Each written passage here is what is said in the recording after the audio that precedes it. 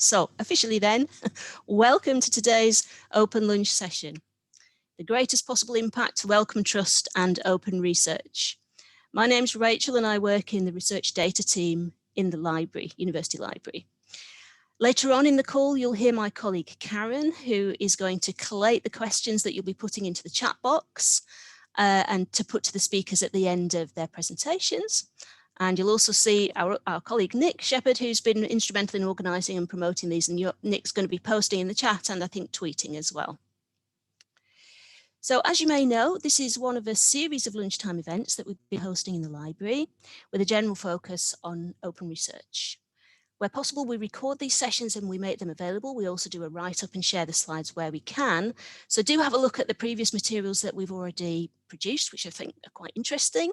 They cover preprints and open peer review, tools for reproducible science, practicing open research in social sciences, because we are very keen that these lunchtime slots reflect a wide variety of subject disciplines and interdisciplinary research. And the most recent session that we had last month looked at some of the barriers to practicing open research and mechanisms for trying to overcome those barriers. So, of course, we'll hope that you enjoy the session this afternoon and that you'll come along to some of the future Open Lunch sessions. And also, if you have an idea for a session or a topic that you'd really like to see, then let us know in the feedback form or just contact a member of the library research support team. Particularly if, for example, you're keen to present yourself, we'd be very interested to hear from you.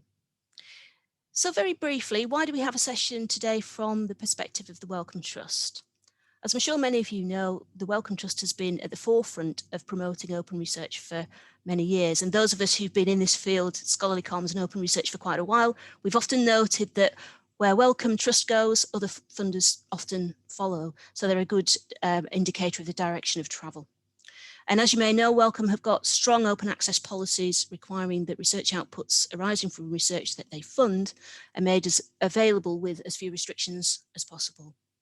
And as the Wellcome Trust website puts it, we grant the research we fund, we want the research we fund to be open and accessible so it can have the greatest possible impact. And hence the title of the session today. Sorry for my poor reading out of that. So, with no further ado, we have two great speakers today. Now, I should say that the second speaker, Robert Smith, we're hoping that he's going to join us later in the session and he should be here by 1 o'clock. But we might have to just reorder things slightly if Robert joins us later. So we have two great speakers and we thank them very much for their participation. One perspective is going to come directly from the Wellcome Trust and another from a researcher who's doing his PhD at a Wellcome Trust funded doctoral training centre. So our first speaker today is going to be Sonia Towers, who joins us from Wellcome Trust. And Sonia is a grants advisor, as you can see on the slide, for immunobiology and infectious disease. And she's going to outline the Wellcome Trust's approach to open research. Now, you might be aware that many research funders ask for a data management plan, and we often use the term data management plan. You've probably written a data management plan yourself. But however, Wellcome in 2017 expanded the concept of the data management plan and now call it an outputs management plan. And this reflects the need to manage a wider range of research outputs, manage and share these outputs, including research data, associated software, other types of research output materials, and management of intellectual property.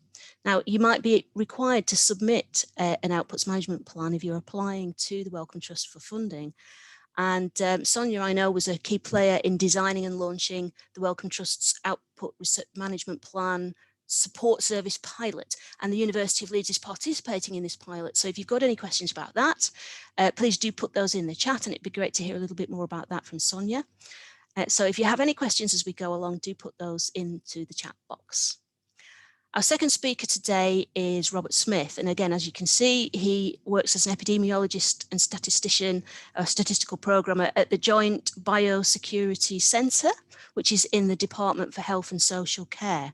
And at the same time, he's completing his PhD at the Wellcome funded Doctoral Training Centre in the University of Sheffield for Public Health Economics and Decision Science. So he's really busy, and we're really glad that he's able to take time out of his schedule to join us. Robert's research focuses on the application of health economic methods to the evaluation of policies which influence population level physical activity. So I know he's done some really interesting stuff on the 5-kilometre park runs, which I know a lot of you are going to be familiar with. So Robert's going to talk about the impact of some of his own research, and he's a great illustration of open research in practice. So this is the programme for the rest of the session. I'm going to hand over in a second to Sonia. Then hopefully if Robert gets here in good time, then we'll hand over to Robert, and once both speakers have finished presenting, we'll take the Q&A at the end. If Robert's not able to join us, then we'll put some of the questions to Sonia at the end of your presentation. Do the Q&A and hopefully we'll wrap up at about 1:30. That's great. So if I can, I'll stop sharing now and I'll invite Sonia, if you are able to share your screen and your presentation. Yeah, 1 second.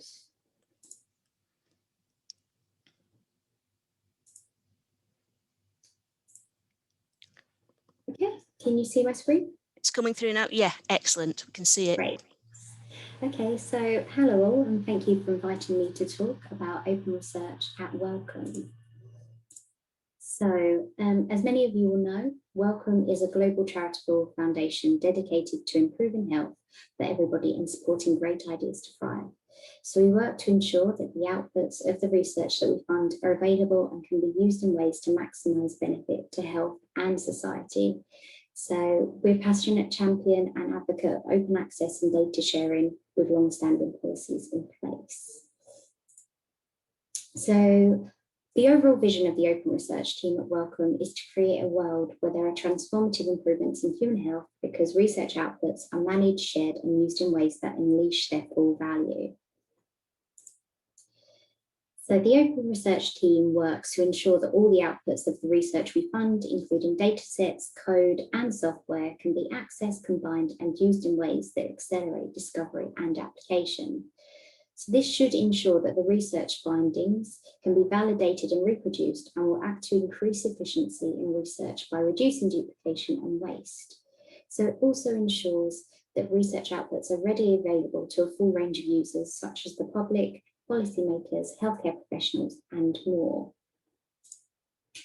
So the open research team work involves developing major initiatives to support the community and drive change, supporting researchers to develop cutting-edge approaches to openness, and leading on the development of policies and practices to support, incentivize, and sustain open research. So recently, a large majority of the team's time has been spent driving the transition to open access. So Wellcome was the first major funder to have an open access policy. So it's had an open access policy since 2005. So in 2018, Wellcome joined Coalition S, which is a group of funding organisations whose aim is to implement Plan S, which overall is an initiative to make full and immediate open access to publications a reality. In 2021, a new open access policy, which is aligned with Plan S, came into effect. So our open access policy states that all research articles supported in whole or in part by Wellcome must be made freely available through PubMed Central. So this is a free digital repository that archives open access full text scholarly articles that have been published in biomedical or life science journals. They must also be made available through Europe PMC, which is another large repository, but which differs from PMC as it contains other relevant sources of information, such as patent records. So publications must be published by the official final publication date and CC BY, which allows others to distribute, tweak, and build upon the licensed work, including for commercial purposes, as long as the original author is credited. So this policy applies to all research articles submitted for publication from the start of this year. So in addition, all research articles must include a statement explaining how other researchers can access any data, software, or materials underpinning the research. So we're committed to making sure that when we assess research outputs during funding decisions, we consider the intrinsic merit of the work, not the title of the journal or the publisher. So all Wellcome funded institutions will have to commit to this principle, and I'll discuss more about this later in the talk. So this slide is just an overview to demonstrate what has changed since our previous policy. So now no embargoes are accepted, whereas previously we accommodated a 6-month embargo. All research articles must be openly licensed. Previously, this was only when we paid an APC, which is an article processing charge. We'll no longer fund article processing charges in subscription journals that are hybrid unless they are part of a transformative agreement, which is an agreement that outlines how they will transition to a fully open access model. So we've also added a new condition, which states that all Wellcome funded grant holders automatically grant a CC BY license to all their future author accepted manuscripts. So to make it easy for grant holders to comply with Plan S, Coalition of S have developed a journal checker tool. So this allows you to check if the journal you want to publish in is compliant with Plan S. To check this, all you need to enter is your chosen journal name, your funder, and your institution. So you need to include your funder and institution, as they may have transformative agreements with specific journals. So in 2016, Wellcome launched Wellcome Open Research. So this is a publishing platform where Wellcome funded researchers can publish any results that they think are worth sharing. So this includes null and negative results. In 2020, Wellcome Open Research was found to be the #1 venue for Wellcome funded researchers to publish their research articles. So this is likely to be because it's very fast, articles are published within a week, it's inclusive, researchers can publish all their research outputs from standard research to data sets, case reports, and null and negative results. It's transparent. There is open peer review where you can choose your referees from an approved list, and it's also very easy as the costs are met directly from Wellcome. So Wellcome Open Research uses a slightly different publishing process to most other publishing venues. Initially, articles are submitted are subject to a number of objective tests. Articles are then published on average in 7 days. At this stage, each article has a formal citation and a DOI. Peer reviewing then only takes place once the article is published. Authors respond to the peer review comments and produce new articles. The peer review approved papers are then deposited in Europe PMC and indexed on PubMed. So now I will quickly speak about responsible research metrics, which is another main priority for Wellcome. So Wellcome is committed to changing the research assessment process. So some research assessment processes in academia are a critical barrier to open research. So Wellcome commits to the principle that intrinsic merit of the research is most important, not the location where it's published. So we're a signatory to the San Francisco Declaration on Research Assessment, which is otherwise known as DORA, and we support its implementation. So we've developed processes as a funder in line with our support for DORA, but recognise that organisations we fund also have a critical role in driving change.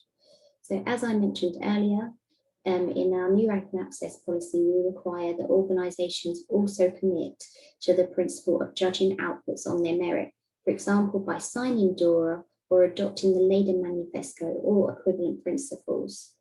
So we've encouraged institutions to use our Institutional Strategic Support Fund awards to support DORA implementation, and have developed draft guidance for our funded research institutions on implementing principles. So this is part of the broader work at Wellcome to reimagine our research culture and to support research rigour.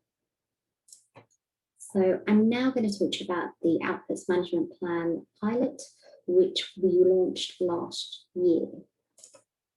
So we expect the researchers we fund to manage their outputs in a way that will achieve the greatest health benefit.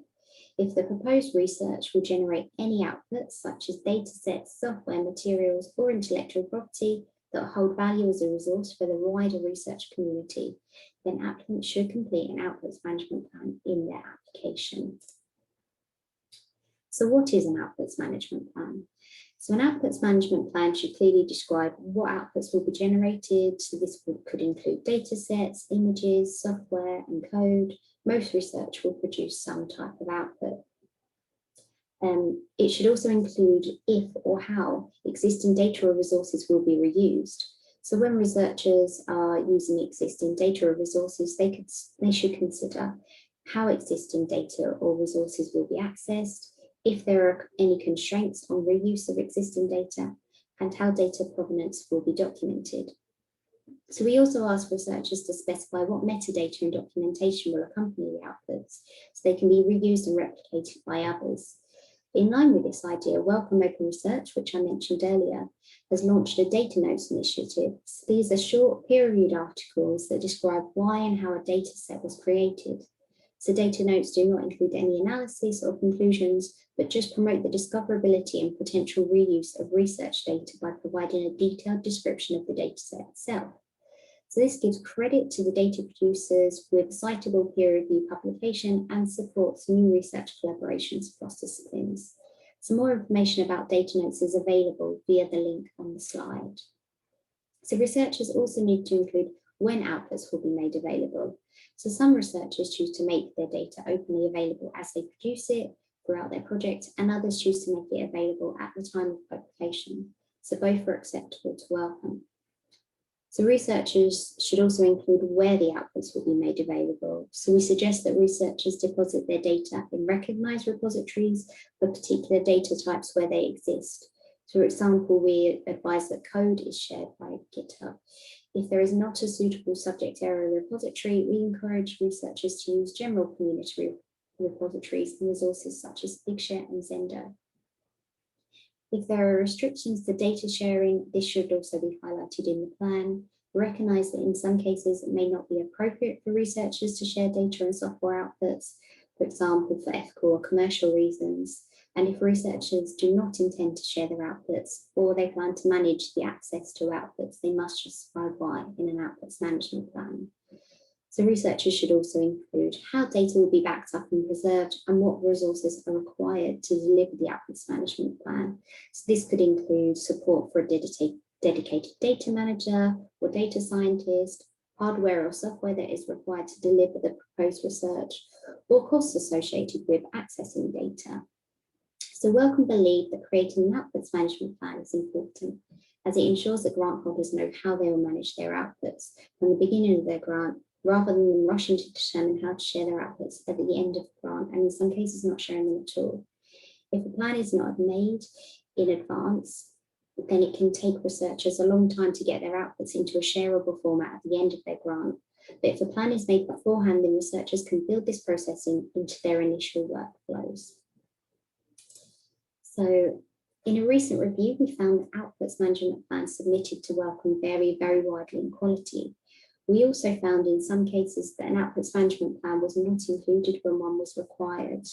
So we therefore made the decision to make output management plan question mandatory in all our applications. This also led us to the development of the outputs management plan support service.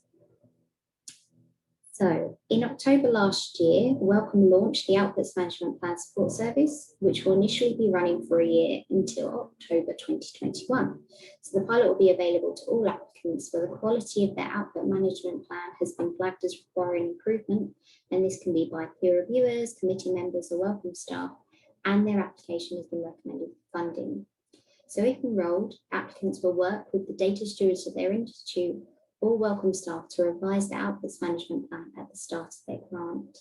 So far, we and the data stewards who have chosen to partner with us in the pilot have helped around 30 grant holders to improve their outputs management plans. The service seems as it has been a success, and we hope to continue the service following the pilot. So now I will quickly talk about open research and COVID-19. So in January last year, Wellcome coordinated a joint statement on sharing research data and findings relevant to COVID-19. In the statement, Wellcome called on researchers, journals, funders to ensure that the research funding and data relevant to this outbreak are shared rapidly and openly to inform the public health response and help save lives. So over 100 journals and funders signed up to the statement. This was followed by a similar statement specifically aimed at publishers, created in partnership with the White House Office of Science and Technology Policy and the US National Library of Medicine. So last year, Wellcome also implemented special grant conditions for grants funded via the COVID-19 funding initiatives, which were both in line with these statements. In addition to this, the Open Research team have also been conducting additional reviews of all outputs management plans associated with COVID-19 applications to ensure all grant outputs are shared as openly and rapidly as possible to ensure maximum visibility and reuse. So looking ahead, going forward at Wellcome, we plan to examine any lessons learnt related to how we've managed research outputs related to the COVID-19 epidemic, and we will be exploring the potential to apply approaches to accelerate access to findings and data more broadly. We'll be working with researchers, institutions, and coalition-S partners to implement a new open access policy and support innovation. We will look into ways to embed incentives for open research in partnership with our partner funders and our funded institutions. We'll also look at supporting innovation to maximise the impact of open research funding.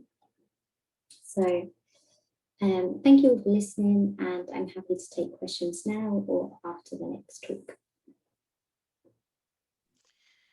That's great, Sonia. Thank you very much. That was a really wide-ranging, comprehensive kind of overview of Wellcome's position, I think. Now, the plan was, and we are running slightly ahead of schedule, to hand over to our second speaker, but I don't think Robert has joined us yet. Give me a shout if you're there, Robert, but I don't think he's quite there yet. I don't think he's arrived. He's not arrived yet. Okay. Well, to be fair, I don't think we were expecting him for another 2 or 3 minutes anyway. Well, what I suggest we do then, Sonia's opened the floor for questions. If anybody would like to type into the chat box or put your hand up, we can start to take questions, or perhaps Karen, you might have a question to put. I'll hand over to you now, Karen. Thanks, Rachel, and thanks very much, Sonia. That was really interesting. We have had some interest in the chat about the data notes that you mentioned, and I'm also fascinated by this. Would you say that this is a move, kind of an extension of the README file? We kind of encourage most of our researchers who are depositing in research data leads to always include a README file explaining the context of their data and how future researchers might make sense of it. Is this kind of an extension of that, or possibly even a replacement for that, do you think? I guess this is kind of an extension to that, because it covers what you would include in a README file. Yeah. Also is a way to further publicise any data that you produce. So we have had quite a few submissions of data notes, and initially we trialled this with some of our partners at Sanger, and they obviously produce really huge data sets, so they found it really helpful. Instead of every time, explaining to people about why they generated the data, what processing they've done, and a lot behind the data, they produced a data note, which they then published on Wellcome Open Research. So it gives good exposure to the data set, but it also is something that they can direct people to explain, why they carried out the research, any of the background variables they need to take into account when processing the data.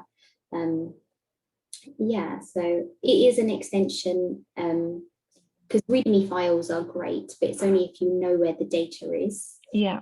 It's a way of pulling people towards the data as well. Yes, and I guess it's sort of raising it to that level of first-class research object. Something that our previous speaker, Hugh Shanahan, last time we had a session was talking about, that sort of bringing it up to that kind of, giving it that parity of importance alongside the research article. Another question here in the chat, do data notes have DOIs? Yes, I think they will be assigned a DOI, so you can reference them. Brilliant. And a question here, it's just bear with me. Thanks for the insightful talk. Any specific guidelines for research projects conducted in sub-Saharan Africa? And links would be appreciated. I don't know if that's something you can help out with, Sonia. It might be helpful to have a little bit more information there. Yeah, Gloria, I don't know if you want to add a little bit more information to that with your question there. So Gloria, if you'd like to add something more. And in the meantime, there's a question here from Cecile. Can you clarify the level of support available at University of Leeds at the application stage, please? So, Cecile, that's perhaps a question for us more than it is for Sonia. Are you meaning in terms of Wellcome Trust applications? Do you want to come onto the microphone, Cecile, and perhaps expand a little more? Yes, thank you. So I noticed that the pilot is only accessible to those who have an already recommended for funding application, and so I'm just wondering how to make sure that the application is as strong as possible when it comes to all this data plan. It seems that you get a lot of help when you are quite far along and perhaps not so much at the initial stages. Not sure. Do you want to take that one, Karen? Because we usually, Wellcome helps them down the line, but we often point people towards the data stewards at their institute to help them with the beginning stages of their application. Yeah, Cecile, perhaps that's one to sort of get in touch with us directly on, so that we can sort of talk that through with you in more detail. Okay, no problem. Okay, thank you. And thank you, Gregory, for your link for Gloria. I hope that's helpful for you, Gloria. And again, if you'd like to get in touch with us directly about your specific project, you're very welcome to. We could be contacted at researchdata@leeds.ac.uk. If anybody does want to contact the team, thanks, Nick. I don't think we have Rob here still. Karen, hi Karen. Yeah. I'm happy to say that Robert has joined us. Welcome, Robert. Lovely. We just give you a minute to settle in, Robert, but just to let you know, Robert, that we were running slightly ahead of schedule. So we've had Sonia's great presentation, which lays out all the context about the Wellcome Trust's sort of historic and long-standing commitment to open research practices and some of the recent developments like the outputs management plans. And we started to take a few questions in the chat, but I think once you're ready, Robert, if you're happy to conclude, Sonia, or wait until after Robert's presentation, perhaps we could move on to Robert's presentation, take that, and then we'll take some more questions at the end from the chat. So do keep your questions coming in the chat while we're presenting. So Robert, are you able to unmute and share your screen? Yeah, sure, no problem. Brilliant, thank you very much. Yes, it's a sterling effort to just sort of rock up at the event and be kind apologies, of it's very busy. No. Well, one of the things that we said at the beginning was, I was saying that you do have your job as a, well, you'll introduce yourself, I'm sure, but as a, in the Department for Health, is it Biosecurity Lab, and that, you're taking time out of a really busy schedule and doing your PhD alongside that with the Doctoral Training Centre at Sheffield. So we're really appreciative of your time today. So it's saying host disabled participant screen sharing. Is anybody able to allow me to share, or just put the slides up, either one? Just bear with me, Robert, and I'll share. I'll make you a host. Brilliant. Here you are. I think you're now co-host. Brilliant. Thank you. Fantastic. Thank you, Robert. So I'm going to talk you very quickly through a set of slides. So hopefully everybody can see that. We can see your slides. Yeah. Okay. They're not in presentation view yet, Robert. Yeah, I think they're in PDF mode. Okay. So as long as that's present, there we go. Yeah. So thank you very much for inviting me here today, and apologies for only being able to arrive sort of just before the presentation, and obviously ashamed to have missed the previous talks. So I should say before I start, so I was a PhD student at the University of Sheffield on the Wellcome Trust Doctoral Training Centre programme.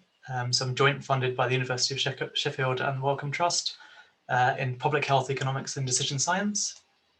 But I am, for the last almost year, I've been working for the Joint Biosecurity Centre, which was set up in June 2020 in response to the COVID pandemic, and does a lot of work analysing test and trace data and helping inform government decision making. I'm not able to take any questions on the work there, or any specific questions, because it's all quite sensitive at the moment. But as well as that, prior to that, I also founded a company with a colleague, another PhD student at the University of Sheffield, called Dark Peak Analytics. So just to say that the views in this presentation are mine, not the University of Sheffield, and definitely not the Joint Biosecurity Centre. And I'm joint funded by Wellcome Trust and University of Sheffield. So I think I've been invited here to talk about my experience with the Wellcome Open Research, based on 2 papers I published in 2020. One on parkrun and the role of ethnic density influencing community participation in parkrun, and some really interesting work we did with them, and another on the use of health economic or the use of R-Shiny and data science techniques to improve the transparency of health economic models, and both have been sort of really successful in having impact sort of more widely than just an academic audience. I've flashed up on the screen, and we'll be able to share GitHub repos for those projects, and I'll discuss a little bit more widely about how these kind of fit in and how Wellcome Open Research fit in really nicely to a open and transparent kind of research process. I've also put collaborators for those 2 different projects up on the screen there. So this is kind of a really maybe overly complicated diagram to display the process that we took when undertaking some work with parkrun. Essentially, what that project was doing was looking at all of the different locations and parkrun events in the country. Parkrun's a free weekly 5K set of running events with 500 odd locations in the country, and you take your barcode down on a Saturday morning at 9 AM, participate in your 5K run, scan your time, and everything's kind of taken care of for you. And pre-COVID, it was very successful in engaging those who might otherwise not have engaged with physical activity and organised kind of sport in any way. And what they were interested in was, how do they engage communities that would otherwise not engage with their events? So myself and some colleagues from the University of Sheffield developed a model which predicted parkrun attendance based upon a number of different characteristics of a local area. And so we took a huge amount of data from ONS and parkrun, combined all that data. We then worked together as medical doctor, health economist, and mathematician, primarily working in R, working with the secured data from parkrun, analysing that data, all the code being shared on R. We wrote a report using R Markdown, which was copy-pasted into Google Docs, and a supervisory team were able to review that. That was then input into a LaTeX editor, which Wellcome Open Research can use to automatically publish. We also were able to publish all the code and the aggregated data on a static repository called Zenodo, which would enable anybody who wanted to look at the publication and understand to reproduce the analysis. And then we then also created a user interface which showed the results of the analysis and did some sensitivity analysis, basically to enable those at parkrun and other interested people to engage with the model we created. So the whole process was really, really nice, and Wellcome Open Research were sort of, the timescales were incredibly fast. So I think from originally submitting to having the publication peer reviewed was sort of 5 months. And so it meant that we had a peer reviewed publication which could then be used to inform policy. Whereas otherwise in a lot of other journals, we've been waiting over a year, and then we just wouldn't have had any impact, because by the time it was peer reviewed and kind of trusted as a methodology, it kind of would have been a bit too late for the decisions that they were wanting to make. So in terms of the benefits of that, we were invited, this was immediately pre-pandemic to House of Commons Select Committee. That didn't go ahead. But we've given sort of talks on podcasts, the Parkrun podcast. We got to work very closely with Chrissy Wellington, who's a famous triathlete and now ambassador for Parkrun. And it's a very good collaborative effort with Sheffield Hallam University as well. And Parkrun kind of took the results from our analysis and used those to inform where to locate the new events that were funded by Sport England. And so it has had kind of direct real world impact. The other paper published in Wellcome Open Research has been kind of used within industry and we've therefore been contacted and asked to teach on that. And again, because it was openly accessible, all the code was openly accessible, it's much more methodological than the Parkrun paper. We're able to very quickly have an impact, and that's been kind of then built into other teaching from other groups, including UCL and the R for Health Technology Assessment working group. So just potentially this should have been the slide before, but the Parkrun work has been reproduced. So there's a repro hack event, which is an event where essentially lots of different researchers come together and try and reproduce some academic work. And so Fran Biggin and a team at that repro hack event were able to take our Parkrun paper, and because all the data and code was combined with on Zenodo and linked from the paper, they were able to take the paper, understand the method, and rerun the analysis and kind of get the same results, and that was really nice. And then there's a nice quote there from Parkrun about how the work we did developing the algorithm and ranking top 200 kind of parks in the country for public health impact kind of facilitated the creation of new parkrun events near Bradford. And yeah, so I guess that's an example of nice impact. So that's my very quick whistle-stop tour of that work. More than happy to take questions on anything related to that.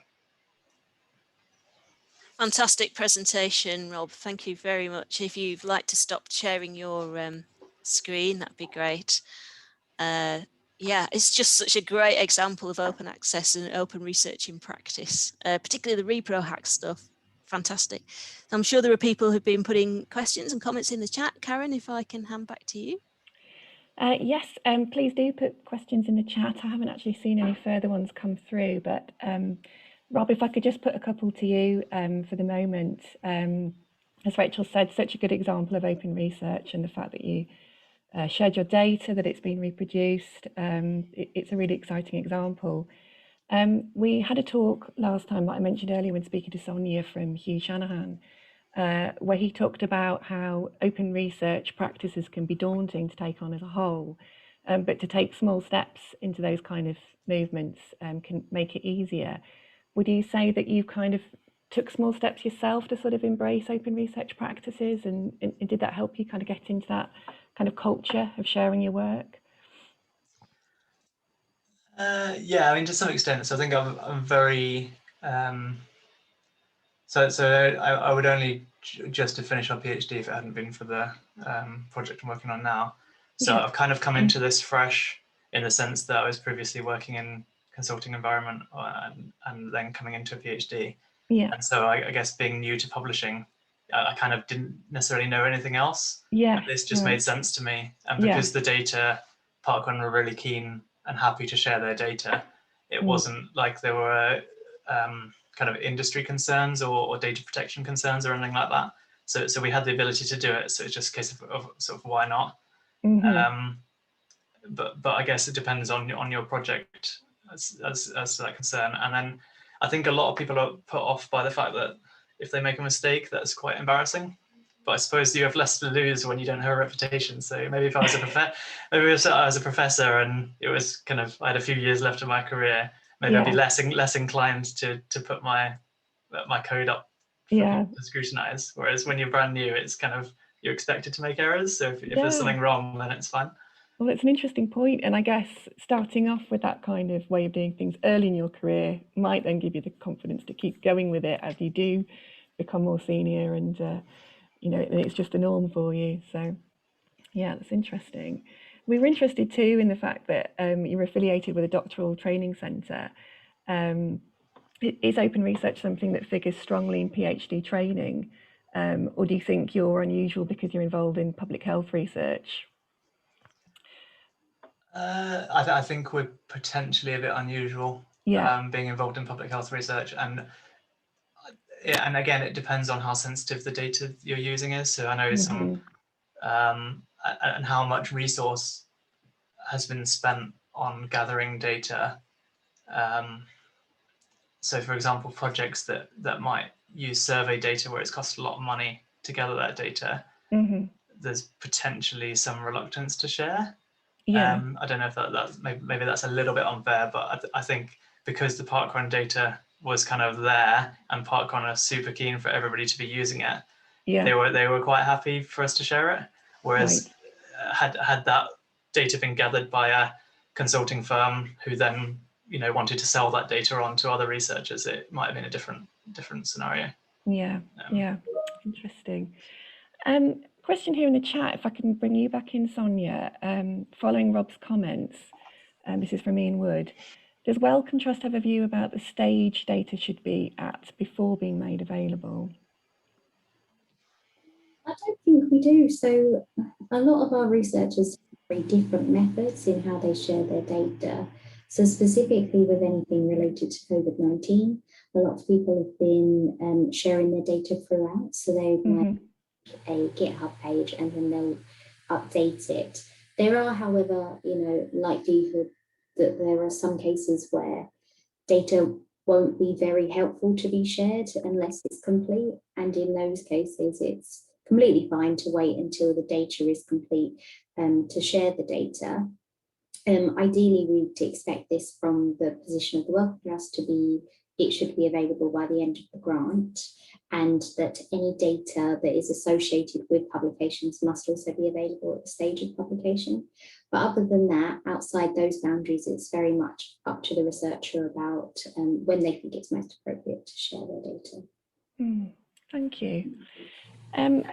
Please do pop your questions in. I'll just keep going with my own if people don't have any more.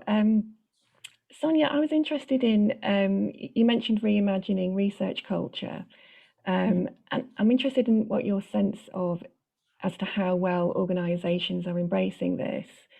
Do you feel that employers are managing to let go of the notion of a researcher's worth being based on their publications being published in revered journals, and that the likes of altmetrics and open peer review is sort of starting to shift the balance in demonstrating researchers' quality of work and impact? Or do you feel there's still very much an uphill battle going on there at the moment to kind of shift that sense of what demonstrates a publisher's impact? I think I personally feel like we still have quite a long way to go. Yeah. And there are things that, hopefully by the implementation of Planis, there will be a good step towards this by Planis then being behind DORA and having the expectation of all of our research institutes. And then one thing that institutes that are funded by Wellcome have to be aware of is that they can be audited in order to check that they are following DORA or some other responsible research metrics. So when evaluating their researchers, so hopefully that will be a good step forward. Yeah. Some work to be done around REF and how, they do say briefly that they also take into account data sets and other things, but I think there needs to be a lot more work to show people how valued data sets or preprints or other sources of additional research outputs are valued in REF.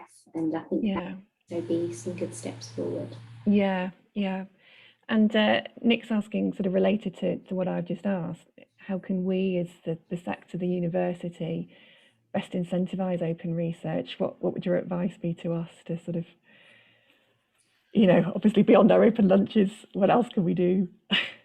Yeah, I think these are really great and showing the benefits of the things that open research has, such as in Robert's case, sounds like it's had a huge impact on how the results have been taken forward. Yeah, definitely sides of that. So yeah, I think very much showing researchers all of the very positive sides, sharing their data is really important, and also probably publicising the reuse of current data that's out there. So then if researchers start reusing data that's already out there, and then this data and forming new collaborations, then hopefully that will encourage them to learn that, oh, I could share my data, and then maybe that will encourage more collaborations for us, which, you know, is always going to help you go forward in your career. Definitely, yeah. Robert, would you say that that's your perspective too? Obviously, you've had you know, very positive response with your data being reproduced. Do you feel as though your reputation as a researcher is looking strong off the back of your open research practices? Yeah, I think there's definitely, I guess there's carrot and stick kind of approaches, and I guess the benefits are very much that if you go ahead and do it, there's a certain amount of kudos from that, and people know who to come to. Yeah. People have a lot of trust and faith in what you've done if it's been reproduced. And I think there definitely needs to be greater kind of reward for sharing data, especially because a lot of times wasted gathering essentially the same data sets by different groups, and more sharing is really important. But then I also wonder where, you know, there's a certain amount of stick that's also needed, where like I've reviewed things in the consulting and academic environment where there's almost an assumption that stuff like the code's not going to be reviewed. And so then I've reviewed things where, you know, things have been published and it's 5 years later, and you've used someone's model to make a new decision, and then you've had to actually adapt the model, and then you realize that the model is completely wrong, and there's you know, one error has meant that, you know, in one case NICE has made a £500 million decision incorrectly, and so it just, yeah, I think in that case, why wasn't it all made transparent in the first place? So yeah, but maybe my opinion is pretty different to some other people. I think it's a growing thing with younger researchers, though. I think there's definitely a growing movement of, you know, if you talk to early career researchers, being much more likely to have that attitude of, why can't I reproduce it? Yeah, and that's really interesting to hear that you're sort of feeling that from the younger generation coming in. And it's interesting that you mentioned carrot and stick, because in the survey that Nick's just posted that we've been running, we've been looking at you know, whether the barriers to open research are lack of sticks or lack of carrots, and you know, both have come up really, that as you say, both are required. More repro hacks? Oh, is that a suggestion from you, Nick, as something we can do? Well, I was just interested, just to ask you, Robert, because I don't think there's, I mean, I've been to one. I mean, I'm not clever enough to do sort of the coding stuff anyway, but there was one run actually by a colleague from Sheffield here at Leeds, Anna Christ, I can't remember her surname. You probably know her, I think you know. Yeah, Anna Christophe. Yeah. So, and that was, but we had a handful of, you know, motivated people in the room, and I guess you know, actually you talked about the N8 repro hack. You know, that's to me an example of the sort of cultural aspect that we could improve. You know, get more people doing this kind of thing. But again, it's not rewarded. It's just, you know, almost a hobby, is it? I don't know. Yeah, so I guess that's the academic side of it, is where is the incentive for academics to be reproducing? And that's one part of it. And I think, like, in my opinion, I think every master's student should have to reproduce an academic paper with all the code and data having been provided. And then that should be kind of, I don't know, given as like a point or something to that paper. And that should just be a rite of passage that if you've done a master's degree, you should have had to reproduce something, and let the authors know what you think they got wrong. And I think that's really healthy. But then I also think that academic research has been used to inform decision making, especially if that's, you know, so for medical technologies that might be through NICE or, you know, Department of Health and Social Care or whatever it is. If it's being used to inform decision making, the peer review process is not good enough. It's just like having some academics read the paper and say, I like the words on that are on this piece of paper. It just, I mean, there's coding errors that are costing us millions and millions of pounds because people didn't code properly. And it's just, I mean, people should be reviewing code. That's really interesting. A need for real rigor then, that we're not quite achieving at the moment. Kind of interested as well, Sonia, to bring you back in again. Wellcome explicitly identify the public as stakeholders who can benefit from access to research outputs. Are you able to point to any case studies or examples where non-academic audiences have made use of open research? Any examples that you're aware of?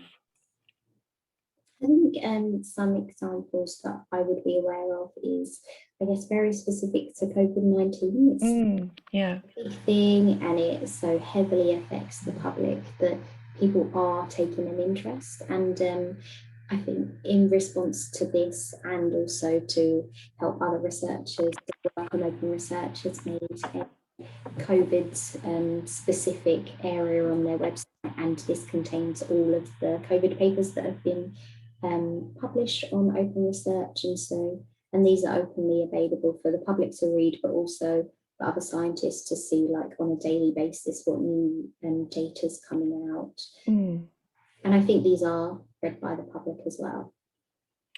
Yeah, I mean, it's been a very fascinating silver lining to the pandemic that it has brought us in as citizens of science, hasn't it? From Andrew here, re people taking interest, what sorts of groups from the public? I don't know, Andrew, are you asking there, is that a question for Sonia, what sorts of groups from the public are getting involved, or would you like to clarify a little bit more? I don't know if you want to come onto the mic, Andrew. Hi, yeah, sorry, I was typing it out. Thank you. Basically, I'm just a bit curious. I'm wondering, so if we have a greater public interest in research being produced, I'm wondering where exactly is from the public. Is this just reproducing existing hierarchies of middle class / titled people looking at things that they would be doing anyway, or is this actually a greater interest from groups who aren't normally interested in looking at these things? And is it the reason that they're taking an interest, not actually because they're taking a new interest, but because they can actually access it now that there's a temporary greater availability of stuff on COVID? I'm really skeptical that I come from a very working class background, and just the idea of, like, you know, the places I grew up in suddenly reading about scientific papers about COVID is just, it doesn't at all ring true to me. So I'm just curious if there's any information about who's looking. Yeah, well, it's an interesting point, and I suppose it's partly about how the research is being communicated in what kinds of formats. Do you have a take on that at all, Sonia? I mean, I can't comment on who is reading the papers. We don't know that. We can see how many visits there are on a daily basis, and sometimes you get questions from people, but it's definitely gone up, and I guess there's some downsides to it too, of maybe sometimes people misinterpreting some of the data, or maybe things that haven't been properly analysed, or very small samples, for which, you know, we also have the BMJ article on which we used to before.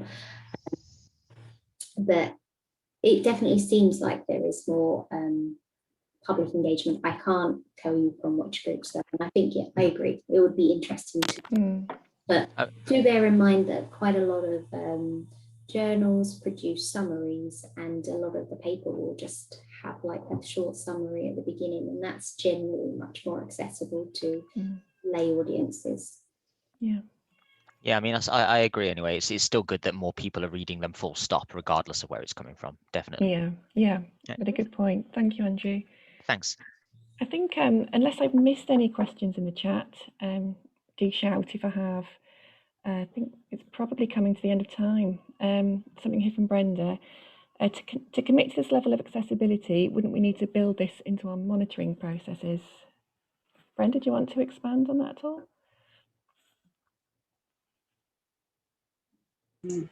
Yeah, I was just thinking, basically, you know, there's that adage, isn't it, that if it isn't recorded or if it isn't measured, then it doesn't get done. And we're talking about, you know, accessibility and discoverability and data being fair. So really just picking up on, I don't know who the last person that was speaking, Andrew, about, you know, if we're committed to that level of accessibility, be reflected in either the university processes in terms of the data that we capture on impact, and a little bit like you're doing with the outputs management plan. But we need to show a greater commitment to that in our monitoring processes if we're going to be truly accessible. yeah. So I suppose what I'm saying is interest is nice and we're interested, but just how much are we committed to that? Yeah, good point. Okay, well, I think that's probably Can I just, folks. sorry, Karen, just before we finish, I don't know if you've got anything to say at this stage on progress with the open the output management plan pilot, Sonia. If that's, have you got much, you know, have you interacted with many people through that? You know, we haven't had one yet ourselves, I don't think, that's been eligible for it. Yeah, so we've had about 30 go through the pilot, and it's been very well received. So it's either been us or the data stewards that have signed up from the universities who have worked with the applicants to develop their outputs management plans. It seems to be going really well, and I hope it's something we can continue. Again, it just depends on, you know, that Wellcome's taking a new strategy. They bring things slightly, so I hope that it still fits, but that will have to be decided. And just to check, sorry, I know we're over time now, I expect people to believe, but just to check, while we have you quickly, just relating, I think, perhaps to Cecile's question earlier in terms of our support for data management planning. That's our role, Cecile, within the university. We can certainly, you know, support you with data management planning. But Sonia, you did kindly share with us your criteria for marking data management plans. I can't recall if that was, is that something we can use, we can share more widely? Yeah, we're happy for that to be open. Because that's really useful for us, you know, because then we can see the clear criteria that you're looking at a bit from. So Cecile, that's something we can pick up with you later. Yeah, definitely. Well, thank you so much, Sonia, for your time and for answering all those questions. I think Robert has just had to leave. Thank you very much to him as well. It really has been a useful session. Thank you. Thanks everybody for coming along.